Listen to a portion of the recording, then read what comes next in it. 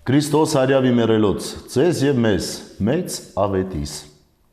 Սիրելիներ, Հովհաննես Առաքյալը իր առաջին նամակի 3-րդ գլխում հետևյալն է գրում. Աստծուց ծնված ամեն ոք մեղք չի գործում, որովհետև նրա սերմը մնում է նրա մեջ։ Չի էլ կարող մեղանչել, որովհետև Աստծուց է ծնված։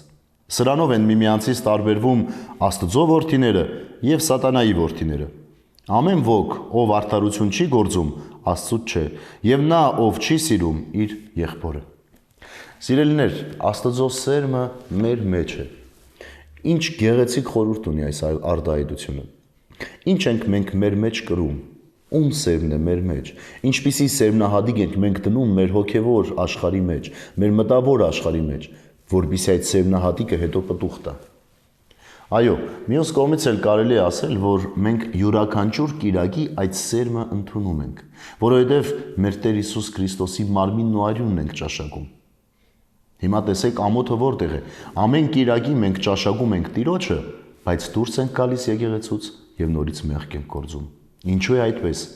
Ըստ երևույթին մենք չենք կարևորում այն սերմը, այն սերմնահատիկը, որ մեր մեջ տրվում է։ Որևէ հողագործ կվկայի, երբ ինքը հողի հետ աշխատանք է անում եւ ինչ-որ մի բան է տնկում այնտեղ, նա խնամքով հետևողականորեն սկսում է մշակել ու պահել, որպեսզի այդ սերմը ծլարձակի, արդյունք տա իր գործը։ Այդ դեպքում ինչու մենք, քրիստոնյաներս, երբ սերմնահատիկը ընդունում ենք, չենք խնամում այն։ Իսկ խնամքը արդարության գործն է, ինչպես վկայում է Հովհաննես Առաքյալը։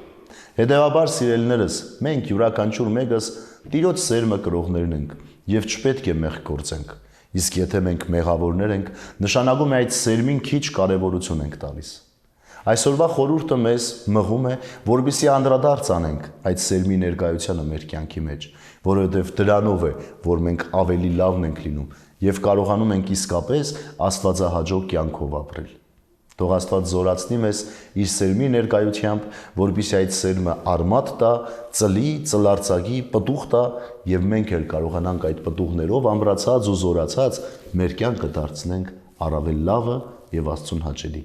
Քրիստոս հարյավի մեռելոց, ձեզ եւ մեզ մեծ ավետիս։